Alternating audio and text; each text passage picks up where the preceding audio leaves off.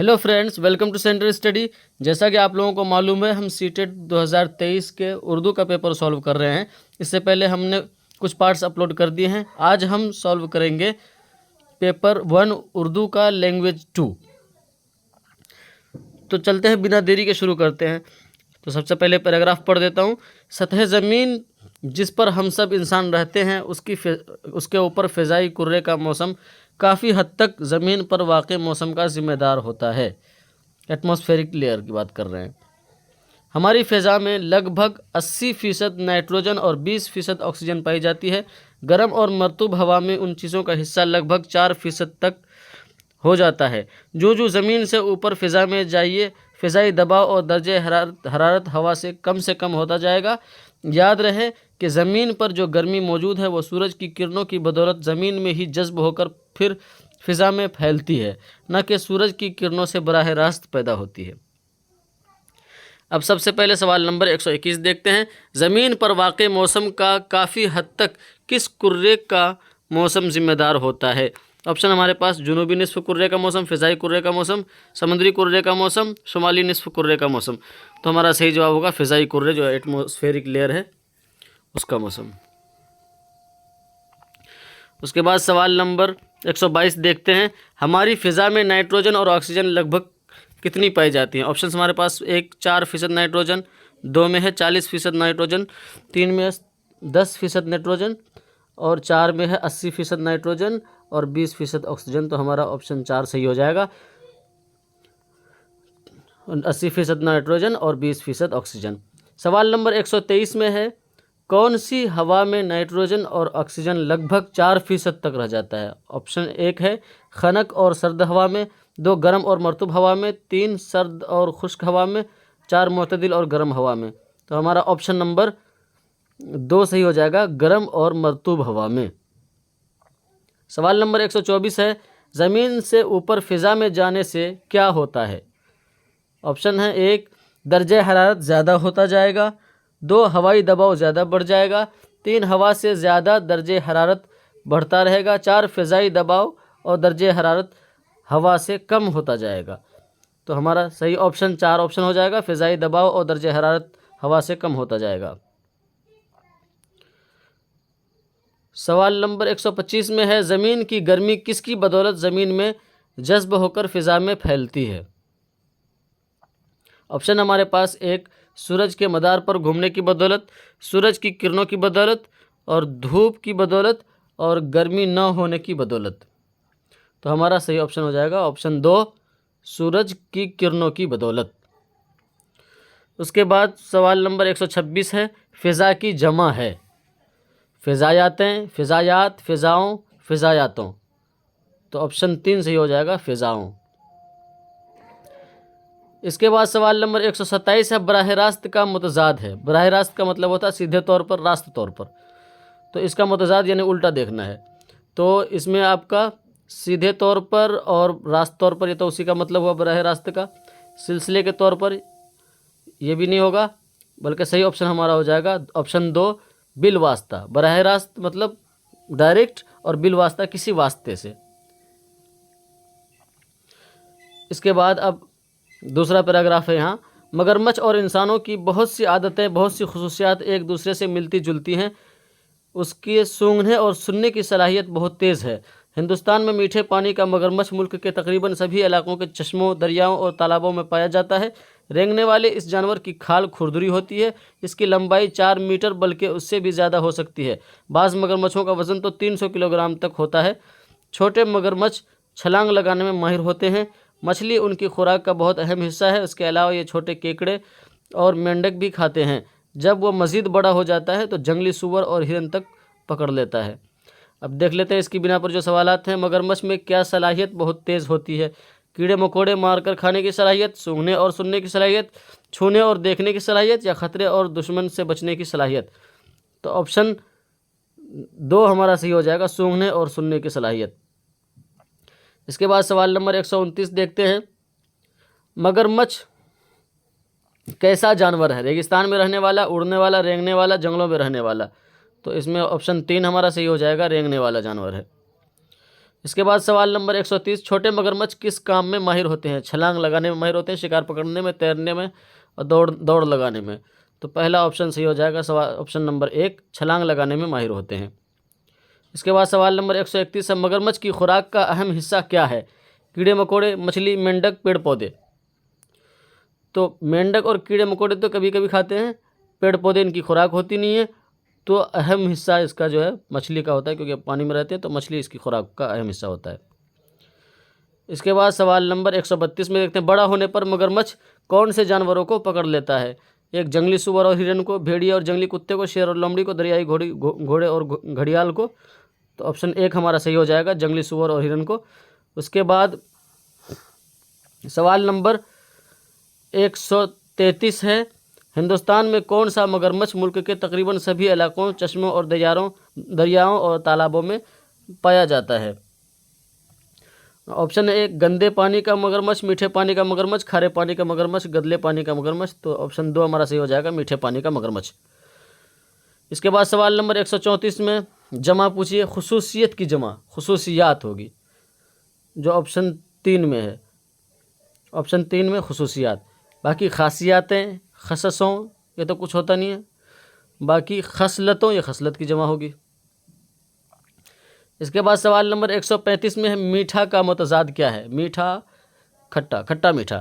تو میٹھا کا آپشن ہوگا آپ کا صحیح آپشن ہوگا 2 کھٹا میٹھا۔ باقی تیکھا کا پھیکا ہو جائے گا اپوزٹ۔ ترش کے معنی کھٹا بھی ہوتا ہے، لیکن یہ فارسی لفظ ہے تو اس کے مقابلے میں شیریں آ جائے گا، کھٹا زیادہ مناسب رہے گا یہاں۔ تو صحیح جواب کھٹا ہی ہوگا، آپشن 2۔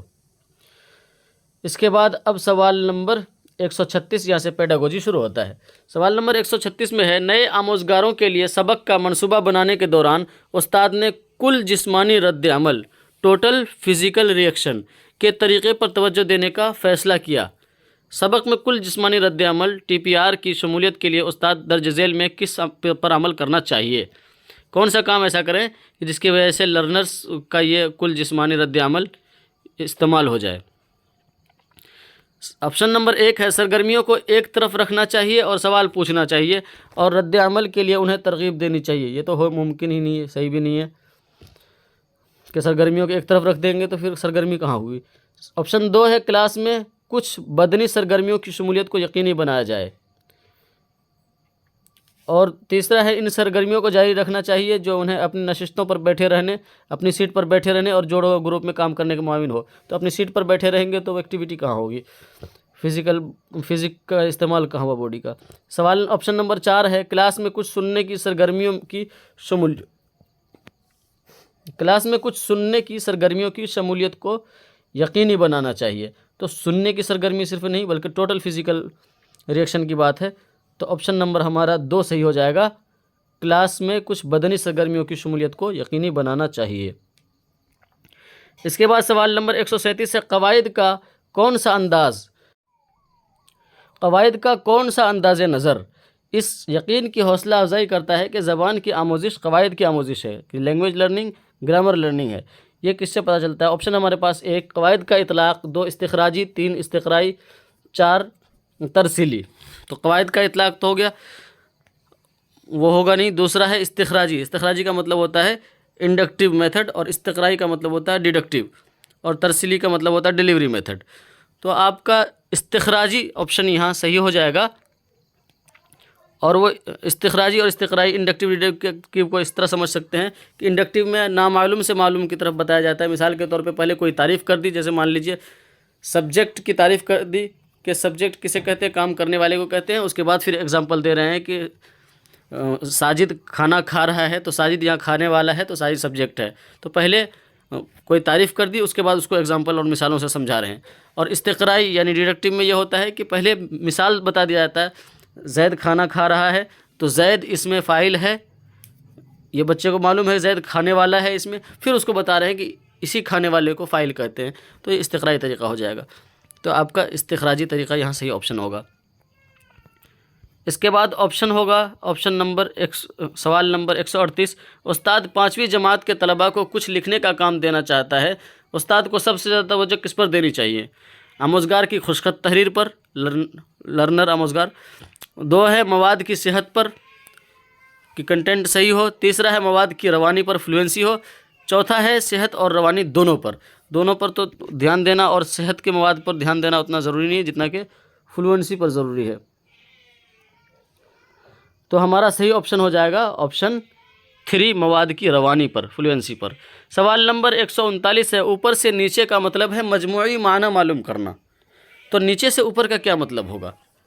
تو نیچے سے اوپر کا مطلب ہوگا متن کے الفاظ اور جملوں پر توجہ دینا۔ آپشن دیکھ لیتے ہیں۔ آپشن ہمارے پاس 1، مختصر جواب والے سوال پوچھنے پر توجہ دینا، متن اور خیالات کی تلخیص پر توجہ دینا، تو تلخیص تو وہی ہو گیا مجموعی معنی معلوم کرنے کے لیے، ماقبل قرات پر توجہ دینا، اور اس کے بعد چوتھا ہے متن کے الفاظ اور جملوں پر توجہ دینا، جو کہ ہمارا صحیح آپشن ہوگا آپشن 4۔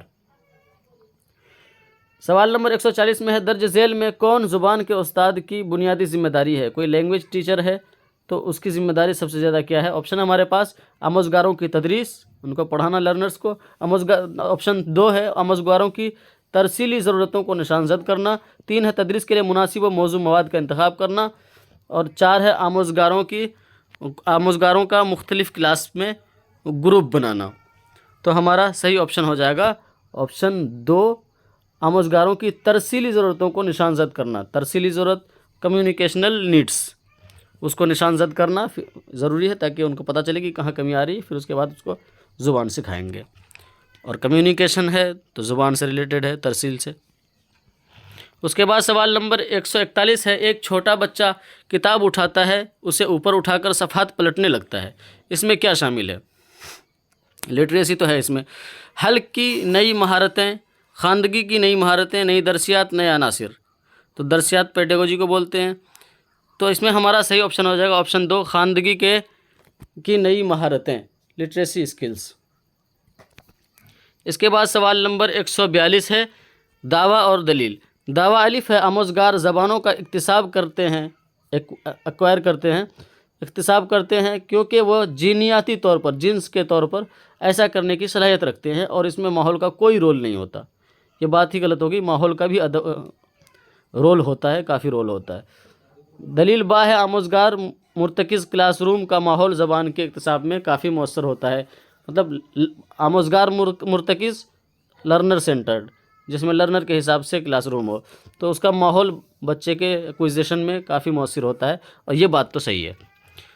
تو ہمارا آپشن یہ ہوگا جس میں کہ الف غلط ہے لیکن با صحیح ہے، تو پہلا آپشن ہمارا صحیح ہو جائے گا، الف غلط ہے لیکن با صحیح ہے۔ اس کے بعد سوال نمبر 143 دیکھتے ہیں، پڑھنے کی تدریس کا وہ طریقہ جو مخصوص سیاق میں الفاظ کے معنی پر زور دیتا ہے وہ ڈیش ہے۔ سیاق بولتے ہیں آگے پیچھے، جو ایک پیراگراف ہے تو اس کا کوئی میننگ سمجھ میں نہیں آ رہا ہے تو اس کے آگے پیچھے دیکھ کر کے سمجھنا، تو اس کو سیاق بولتے ہیں۔ تو اس کو کیسے سمجھیں گے؟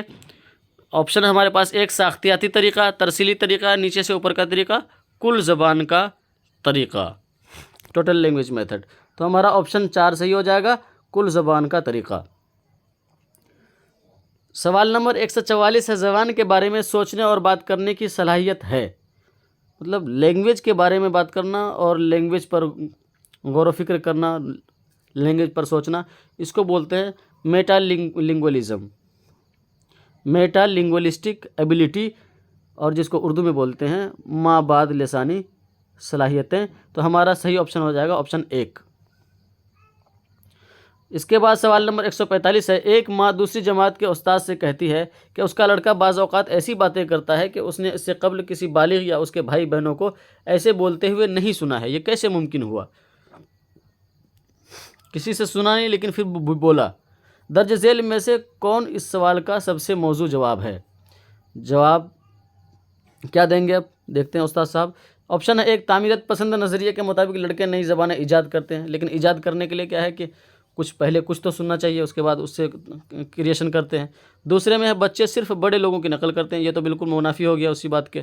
تیسرا ہے انسانی دماغ خلقی اعتبار سے زبان سیکھنے کے لیے بنا ہے، اور یہی ہمارا صحیح آپشن ہے کہ اگر نہ بھی سیکھیں تو خلقی اعتبار سے زبان سیکھنے کے لیے انسانی دماغ بنا ہے، تو وہ خود بھی کچھ باتیں کر سکتا ہے، سیکھ سکتا ہے۔ چوتھا ہے لڑکے اس وقت زبان سیکھتے ہیں جب ہم لڑکوں کی زبان کے فروغ کو تقویت فراہم کرتے ہیں۔ تو آپشن ہمارا 3 صحیح ہو جائے گا، انسانی دماغ خلقی اعتبار سے زبان سیکھنے کے لیے بنا ہے۔ اس کے بعد سوال نمبر 146 ہے، ابتدائی خواندگی کی تسہیل میں، تسہیل مطلب آسانی، انیشیل لٹریسی کی آسانی میں مستعمل ٹیکنیک جس میں بالغ اور بچے ایک ساتھ کسی کتاب کو پڑھتے ہیں، بالغ سوال کرتے ہیں، مکالمے کی حوصلہ افزائی کرتے ہیں، اس کے بعد بچے بھی بالغ لوگوں سے سوال کرتے ہیں، تو مکالمہ ہو گیا، ڈائلاگ ہو گیا اس میں۔ تو آپشن ہمارے پاس 1 کہانی سننا، 2 مثالی قرأت، 3 مشترکہ قرأت، 4 مکالماتی قرأت۔ تو آپشن 4 ہمارا صحیح ہو جائے گا، مکالماتی قرأت، ڈائلاگ ریڈنگ۔ اس کے بعد سوال نمبر 147 ہے، استاد زبان کے آموزگاروں کی سننے کی مہارت کو فروغ دے سکتا ہے، کہ سننے کی مہارت کو کیسے فروغ دے سکتا ہے استاد؟ آپشن ہمارے پاس 1 جو بھی وہ خاموشی سے سن رہے ہوں اسے سننے دینا، 2 ہے کلاس روم کے اندر اور باہر آموزگاروں کے ساتھ مستقل بات چیت کر کے، 3 ہے زبان کی دوسری مہارتوں کے علاوہ صرف سننے کی مہارتوں پر توجہ مرکوز کرنا۔ یہ تو ناانصافی ہو جائے گی، صرف سننے کی مہارت پر توجہ مرکوز کریں گے تو ٹوٹل ڈیولپمنٹ نہیں ہو پائے گا، آل راؤنڈ ڈیولپمنٹ۔ 4 ہے آموزگاروں کے لیے ایسے مواقع فراہم کر کے جہاں وہ مختلف ماخذ، ریسورسز اور لوگوں کو سن سکیں اور سننے کی سرگرمیوں میں شامل ہوں۔ تو اس میں سرگرمی بھی آ گئی اور مختلف لوگوں سے سن بھی سکیں گے، تو یہی ہمارا صحیح آپشن ہوگا، آپشن 4، کہ ایسے مواقع فراہم کریں، ایسے جگہوں پر لے جائیں، جیسے ٹی وی دکھائیں، بازار لے جائیں، تاکہ وہ بچے سن سکیں، تو سننے سے اس کی سننے کی صلاحیت میں اضافہ ہوگا۔ اس کے بعد سوال نمبر 148 ہے، دعویٰ دلیل۔ دعویٰ الف ہے، ابتدائی سطح پر زبان میں قطعیت سب سے زیادہ اہم ہے۔ ابتدائی سطح پر زبان میں قطعیت یہ اہم نہیں ہے، کیونکہ اسٹارٹنگ میں بالکل پختگی آ جائے یہ ضروری نہیں ہے۔ دلیل میں کیا ہے؟ دوسری بات ہے، قواعد ابتدائی درسیات کا اٹوٹ حصہ ہے، شروعاتی طور پر قواعد سکھانے چاہیے، یہ بات صحیح ہے لیکن اس کی دلیل تو نہیں ہے، یہ پہلا جملہ ہی غلط ہے۔ تو ہمارا آپشن یہ ہوگا کہ الف غلط ہے اور با۔ آپشن دیکھ لیتے ہیں سب سے پہلے، الف غلط ہے لیکن با صحیح ہے، تو یہی ہمارا آپشن صحیح ہوگا، آپشن نمبر 1، الف غلط ہے لیکن با صحیح ہے۔ اس کے بعد سوال نمبر 149 دیکھتے ہیں، زبان کی نوعیت، زبان کی آموزش کی نوعیت اور درسیاتی نظام، ان دونوں میں اطلاق کے بارے میں نظریاتی موقف اور عقیدہ ہے، تو اس کا صحیح آپشن ہو جائے گا آپشن 4، انداز نظر۔ اس کے بعد اس پیپر کا آخری سوال ہے، سوال نمبر 150، تشکیلی تعین قدر ہے۔ تشکیلی بولتے ہیں فارمیٹیو کو، اور تعین قدر کہیں، انداز قدر کہیں، یا اسیسمنٹ کہہ لیں اس کو، یا پھر ایویلیوشن کہہ لیں، تو فارمیٹیو اسیسمنٹ مان لیجئے تشکیلی تعین قدر کو۔ یہ کیا ہے؟ آپشن ہمارے پاس 1، تبدیلی نہیں ہو سکتی، کیا فارمیٹیو اسیسمنٹ میں تبدیلی نہیں ہو سکتی ہے۔ 2، تدریسی آموزشی عمل میں جو کچھ ہو رہا ہے، ٹیچنگ لرننگ میں جو کچھ ہو رہا ہے اس کو بولتے ہیں تشکیلی تعین قدر، نہیں۔ 3، رواں ترقی اور بہتری سے متعلق، کہ جو بچوں میں کیا ترقی ہو رہی ہے، بہتری ہو رہی ہے یا نہیں ہو رہی، اس سے متعلق فارمیٹیو اسیسمنٹ ہوتا ہے، اور یہ بات صحیح ہے۔ 4 دیکھ لیتے ہیں، کورس کے دوران پہلے سے متعینہ یا مخصوص مراحل پر انجام دیا جاتا ہے، ایسا نہیں ہے، بلکہ ہمارا صحیح آپشن ہو جائے گا آپشن 3۔ فارمیٹیو اسیسمنٹ کیا ہوتا ہے؟ بیچ بیچ میں بچوں کی ترقی کو جانچنے کے لیے اسیسمنٹ کیا جاتا ہے۔ تو یہ تھا آج کا ہمارا آخری سوال اس پیپر کا۔ اسی طرح کے اور بھی پیپرز کا سولوشن چاہتے ہیں تو ہمارے ساتھ جڑے رہیں، چینل کو سبسکرائب کر لیں، اور ویڈیو اچھی لگی ہو تو لائک کریں اور اپنے دوستوں میں شیئر کریں۔ جیسا کہ ہم نے پہلے بھی بتایا تھا کہ اور بھی پیپرز ہم نے اپلوڈ کیے ہوئے ہیں، اگر آپ دیکھنا چاہتے ہیں تو پلے لسٹ میں جا کر دیکھ سکتے ہیں۔ آخر تک بنے رہنے کے لیے آپ کا بہت بہت شکریہ۔